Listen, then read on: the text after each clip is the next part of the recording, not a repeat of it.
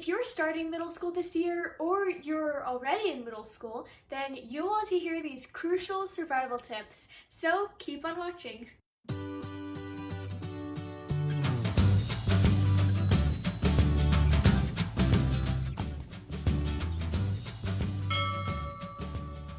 My younger sister is actually starting middle school this fall, so I thought I'd make a video to help her out and other people in her same situation. So let's get started on how to survive middle school. Talk to people. I know you probably have at least a few friends from elementary school that you talk to a lot, and that's really cool. You can talk to them before school or during lunch or brunch or after school during activities. But it is very likely that you won't have your friends in a lot of your classes, so it's really important to get yourself out there and talk to people so that you can make new friends. I know talking to new people that you don't know yet can be very nerve-wracking at first, but middle school won't be any fun at all if you just go to your classes and do what you have to do without talking to anyone. I had to do this a lot in a lot of my classes until I eventually found someone that I could have a good conversation with and that I actually related to.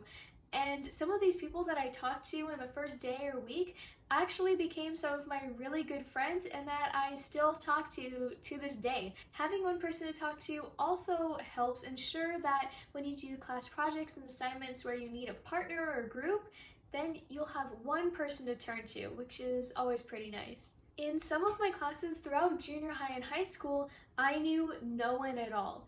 And I was so nervous because I thought no one would pick me to be their partner for assignments and projects, and I would be stuck with the kids that didn't try on anything, and then I had to do all the work.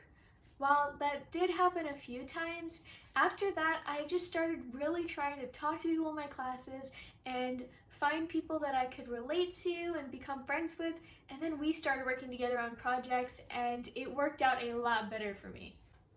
Be nice to your teachers. Some teachers will be so nice and some won't. It's just a fact.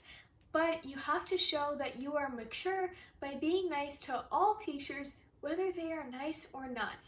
If your teachers are nice to you and you're nice back, then the teacher is very likely to recognize that, and it just makes your whole experience just a little bit better, which is always good. However, if the teacher is mean and you are nice to them, then that just means the teacher probably won't pay attention to you. The mean teachers are more likely to pay attention to the really rowdy and disrespectful kids, so as long as you stay out of trouble, you should be good to go and just push through that class without much trouble. And if you're worried about being called the teacher's pet, don't be. It doesn't even matter because it's not a real insult. If you're a good student, then that's what you are. That's it. It just means you're respectful and actually nice to people, which is much better than acting cool or whatever. You'll have a much better experience if you're just nice to your teachers. I know I said to be very mature and just be nice to your teachers no matter what, but remember, if a teacher seems like they're being really mean to just you for no reason, then you have the full right to stand up for yourself and talk to the principal or counselor or any other staff at your school to tell them what's going on, because that behavior by a teacher is not okay. Ask questions and answer them. Asking questions in class shows that you are paying attention and that you're actually interested in what you're learning, even if you aren't really that interested. Just remember when you do ask questions to make them thoughtful and meaningful, not just, I don't understand, or what does that mean, or could you repeat that, I didn't hear you. You know, teachers don't really like answering those kinds of questions. But even if you do need some clarification or you didn't fully pay attention and you need the teacher to repeat something, frame your question a little differently to make it more specific. For example, you can say, I'm a little confused on the factoring part of long division. Which numbers go inside the box and outside the box for division?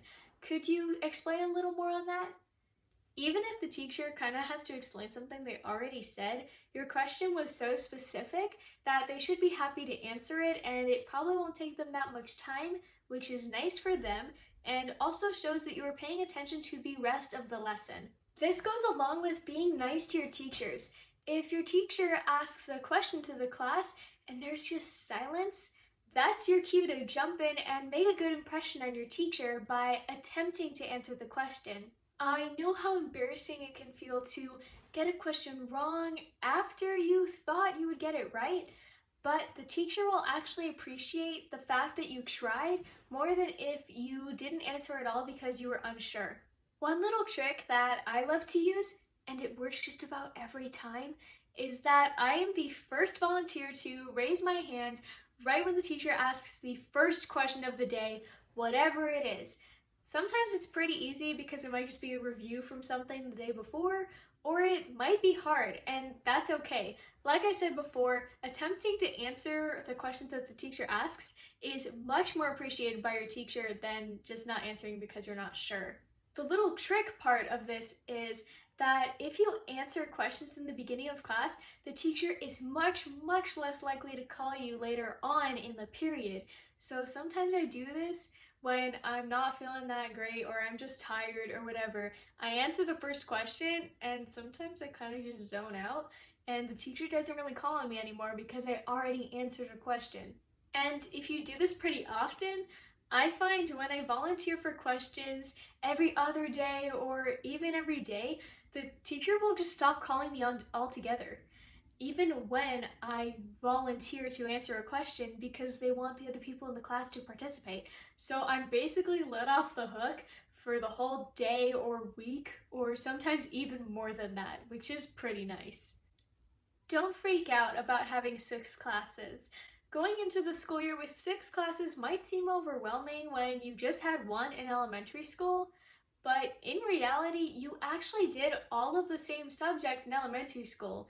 Now in middle school, you just have different teachers for each of them. So it may seem like a lot to keep track of, but as long as you manage your time and write down all of your homework and remember all of it, you'll be just fine. There will be some weeks where it seems like you don't have that much work to do at all and it feels really nice, but there will be other weeks where it feels like every single class has a big project due or a huge test coming up that's worth a lot of your grade, and this is why it's so important to be ahead on all of your assignments so that you don't have to worry about that if a big week like that comes. Don't cave in to peer pressure. Peer pressure definitely exists in middle school, and you have to know how to stand up for yourself and do what you know is right. You may think that your friends or classmates or whoever will think you're a loser for not doing something, but if it's something you don't want to do, then you don't have to do it. End of story. If you get pressured into doing something the first time and you tell yourself, oh, I'm not going to do whatever it is again, then the people who pressured you into doing that thing the first time will just see you as an easy target and do the same thing again or pressure you to doing something worse, which is what ends up happening to a lot of people, and you really don't want that happening to you. So it's just best to set boundaries the first time and stand up for yourself the first time so people know to not mess with you and to not pressure you into doing anything, because they won't if you stand up for yourself. And if these are your friends we're talking about here, then you need to find new friends, because your friends should know and respect your boundaries and know what you are and aren't comfortable with. Try new things. People might have told you that you should just keep your head down in middle school and get through it as fast as possible without causing too much trouble. Honestly, that sounds like a pretty boring few years if you ask me. It's actually really fun to get out there and try whatever activities your school offers. I know the beginning of this school year might be online for most students, but that doesn't mean you can't get involved. If your school has any clubs or other organizations that you might even be remotely interested in, don't be afraid to try them out, because you can make new friends out of it.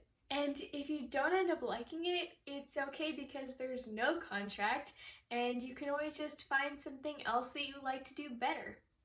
But it's always worth it to try it, because you never know what you actually might like. Middle school matters.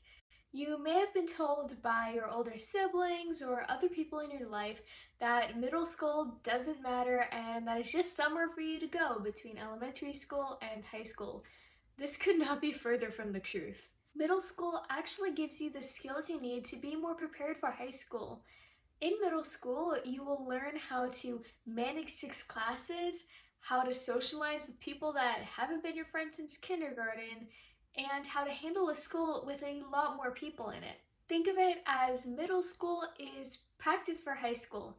Yeah, your grades don't matter in the long run at all, but your homework and study habits, the friends you choose to make, and the way you choose to present yourself throughout middle school will all set you up for how you're going to do in high school. I had a few classmates in middle school that I knew were smart, but they didn't try at all in middle school because they said that their grades didn't matter and that they would do better in high school. And then in freshman year, they didn't do very well, and then they came up with the excuse that, oh, freshman year doesn't matter, sophomore and junior year matter more, so I'll do better in those years of high school. And then what do you think happened? Their homework and study habits suddenly changed and they became a much better student and did so well, got straight A's? No, that didn't happen at all. They continued to try just as hard as they did in middle school, which was not at all. So this just goes to show that not trying very hard in middle school doesn't really work out in the end, and you should just try your best all throughout school. Middle school is where you can make mistakes, but you have to learn from them to know better for your future in high school. So yeah, don't stress out too much if you get a C in one class. Even if that may sound awful to you right now, it's not the end of the world. But rather than just making excuses and saying, that class was dumb or the teacher didn't like me, look at what you did to deserve that grade, because I'm sure even if the teacher was mean or you didn't like the class, I'm sure there was something else that made you deserve that grade on your part. Because once you get to high school, there won't be as much room for slip-ups. And transcripts don't have room for an excuse like the teacher's dumb or I didn't do my homework or anything like that. It won't matter. All that will matter is your grade. You're not alone. I know transitioning into middle school with all of its stressors already, especially during this current pandemic, can be really daunting and scary. But just remember that everyone else your age is going through the exact same thing and that you're not alone in this. I'm starting college this year and it feels like I'm alone sometimes and that it's unfair because no one else going to college has ever had to endure this. But the fact is, every student going to college this year knows exactly what I'm feeling because we're all feeling the anxiousness surrounding this pandemic affecting our school year. Knowing that I'm not alone in this situation has helped me a lot in getting through this really uncertain and challenging time, and I hope it helps you too. And that was my middle school advice. I hope after watching this video that you feel more ready to survive the wilderness that is middle school. If you like this video, make sure to leave a thumbs up and comment down below what you'd like to see from me next. Hit that subscribe button and the notification bell so you don't miss any of my videos. Thank you so much for watching, and I hope to see you soon. Bye!